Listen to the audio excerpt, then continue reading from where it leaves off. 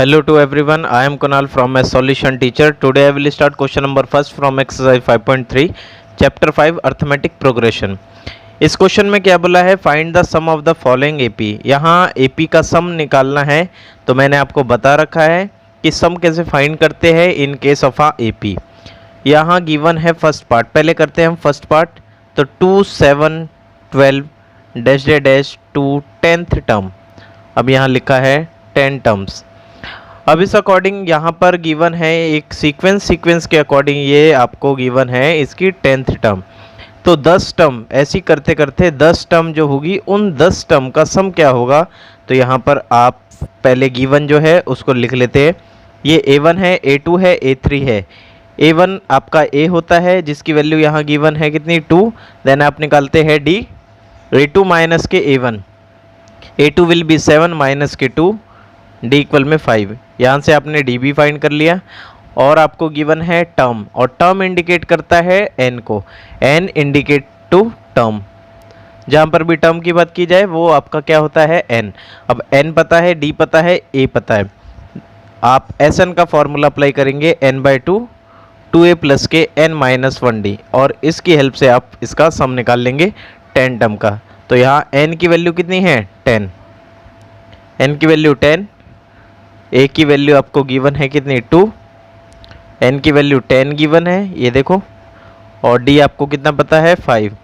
Value put करनी है और कुछ नहीं, इसको कैंसिल किया ये 5 आ गया, 2 2 जा 4, 10 में से 1 गए 9, 9 की मल्टीप्लाई 5 से, देन S10 इक्वल में 5, 4 का 4, 9 5 जा 45, देन 5 49, S10 की वैल्यू आ गई मल्टीप्लाई करने पे 245, और इसी के साथ फर्स्ट पार्ट सॉल्व हो चुका है। अब करते हैं सेकंड पार्ट भी same method, -37 -33 -29 dash dash to 12th term. अब यहाँ 12 टर्म की बात की गई है, तो पहले 12 टर्म का सम क्या होगा इसमें ये बोला है, जिसमें a की वैल्यू ये आपका A1 है, A2 है, A3 है। a की वैल्यू आपको माइनस के 37 गिवन है, और d आपको पता है A2 माइनस के A1। A2 की वैल्यू है -33 माइनस का माइनस, और आपको गिवन है A1 जिसकी वैल्यू माइनस के 37, ब्रैकेट में लेंगे, ये d है आपका -33 माइनस और माइनस प्लस 37, दोनों को ऐड किया प्लस माइनस माइनस, तो d की वैल्यू आपकी कितनी आ गई 4। d पता लग गया, और n की वैल्यू 12 गिवन है। देखो यहाँ पर टर्म की बात की गई है, तो n का मतलब क्या होगा 12। Sn का फॉर्मूला अप्लाई करेंगे n/2 2a प्लस के n माइनस 1d, n की वैल्यू 12 है, 12 अपॉन में 2, a की वैल्यू आपको गिवन है 37 माइनस में, प्लस n की वैल्यू आपको 12 गिवन है, d की वैल्यू आपको 4 गिवन है। जो वैल्यूज़ है वो बस मैंने पुट कर दी, इसको कैंसिल किया 6 से, प्लस माइनस माइनस 37 की मल्टीप्लाई 2 से, तो यह आ जाएगा 74, प्लस दोनों को 12 में से 1 गए 11, देन 6 माइनस 74 प्लस का प्लस, 11 की मल्टीप्लाई 4 से तो 44, 6 का 6 माइनस प्लस माइनस, 74 में से आपका 44 गया तो माइनस के 30, और प्लस माइनस माइनस, मल्टीप्लाई के केस में माइनस आएगा, और ये वैल्यू आपकी कितनी आ गई माइनस के 180, ये वैल्यू आ गई आपकी S12 की। और इसी के साथ आपका सेकंड पार्ट भी सॉल्व हो चुका है। अब इसके बाद करते हैं थर्ड पार्ट में क्या बोला है, सेम, ये आपका A1 है, A2 है, A3 है। यहाँ पर A1 a की वैल्यू 1.6 मैंने पुट कर दी, और D आपका निकालने का मेथड A2 माइनस के A1, जिसमें A2 की वैल्यू 1.7 है, A1 की वैल्यू 0.6, दोनों को सब्ट्रैक्ट करने पे 1.1 इसका D की वैल्यू आ गई, क्योंकि प्लस माइनस माइनस। और टर्म की बात की गई है, मैंने बता रखा है टर्म इंडिकेट किसको करता है n को, n पता है आपको, d पता है, a पता है। इसके बाद आप Sn का फॉर्मूला अप्लाई करेंगे, n/2 2a प्लस के n-1d, जिसमें आपको निकालना है पहली 100 टर्म का सम, पहली 100 टर्म का सम क्या होगा, जिसमें n आपका 100 है, s 100 निकालना है और a आपको गिवन है 1.6, n की वैल्यू आपको 100 गिवन है, जिसमें d की वैल्यू 1.1 गिवन है।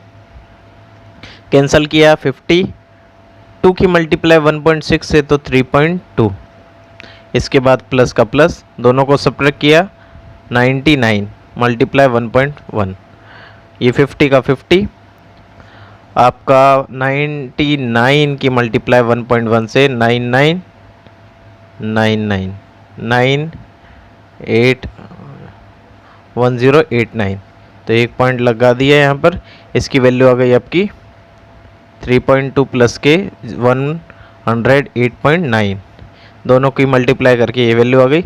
अब दोनों को हम क्या कर लेंगे प्लस, तो 3.2 पॉइंट लगाया 9801, दोनों को ऐड किया 11, 1, ये आ गया आपका 11 और 1 12, यहाँ से 1 कैरी और ये 1, ये आ गया 112.1 इंटू में 50। अब मैं इसको मल्टीप्लाई कर देता हूँ जिससे कि इसका आंसर आ जाएगा 112 की मल्टीप्लाई 0 0 0 0, देन 5 1 जा 5 10, 5 1 जा 5 6, 5 1 जा 5 0 5 0 6 5, पॉइंट 1 लगा दिया, इसका आंसर आ गया आपका 5605। 100 टर्म का सम आपका आ चुका है और इसी के साथ आपका थर्ड पार्ट सॉल्व हो चुका है। अब करते हैं हम फोर्थ। अब ये फोर्थ पार्ट है आपके सामने। फोर्थ पार्ट में सेम सब में आपको इसी टाइप से सम निकालना होता है, जिसमें a की वैल्यू 1/15 गिवन है। d निकालने का मेथड a2 माइनस के a1, जिसमें आपको a2 की वैल्यू गिवन है 1/12 माइनस के 1/15। मैंने बस वैल्यू पुट की है और कुछ नहीं। इन दोनों का हम ले लेंगे एलसीएम, तो 12 और 15 का एलसीएम, तो ये आपका आ गया 3 4 और 5 4 1 5, 5 की मल्टीप्लाई 4 से तो 20, 20 की मल्टीप्लाई 3 से तो 60, 60 इसका एलसीएम आ गया। अब 60 की डिवाइड 12 से तो 5, 5 1 जा 5, देन 60 डिवाइडेड बाय 15 4, 4 1 जा 4, डी की वैल्यू आ गई 5 में से 4 गए 1, 1/60। यहाँ से आपने डी की वैल्यू भी फाइंड कर ली और एन आपको पता है कितना 11, क्योंकि टर्म गिवन है कितनी 11। इसके बाद सिंपल एस एन इक्वल में n/2 2a प्लस के n-1d, जिसमें आपको n की वैल्यू 11 गिवन है और a की वैल्यू आपको गिवन है 1/15, n की वैल्यू 11 और d की वैल्यू 1/60। अब इसके बाद 11/2, 2 की मल्टीप्लाई 1 से 2/15 प्लस 11 में से 1 गए 10 इंटू 1/60, 0 से 0 कैंसिल, ये आ गया 2/15 प्लस 1 की मल्टीप्लाई 1 से 1 और 6 का 6, इसका हम ले लेंगे एलसीएम। 15 और 6 का एलसीएम लेंगे तो 3 5 2 5 1 2, ये मल्टीप्लाई करने पे 10 30, 30 इसका एलसीएम आ गया। देखो यहाँ पर इसका एलसीएम 30, 30 की डिवाइड 15 से 2, 2 2 जा 4, 30 की डिवाइड 6 से 5, 5 1 जा 5, 11 का 11, दोनों को किया, ये वैल्यू आ गई 9/30। ठीक है, अब इसको सॉल्व कर देंगे। 11 की मल्टीप्लाई 9 से 99 और 2 की मल्टीप्लाई से 60, ये वैल्यू 3 की टेबल पे 33 और 3 की टेबल पे 20, और यहाँ पर आपका S11 की वैल्यू आ चुकी है और इसी के साथ ये क्वेश्चन भी सॉल्व हो चुका है। उम्मीद करता हूँ आप लोगों को ये क्वेश्चन समझ आया होगा। Okay bye.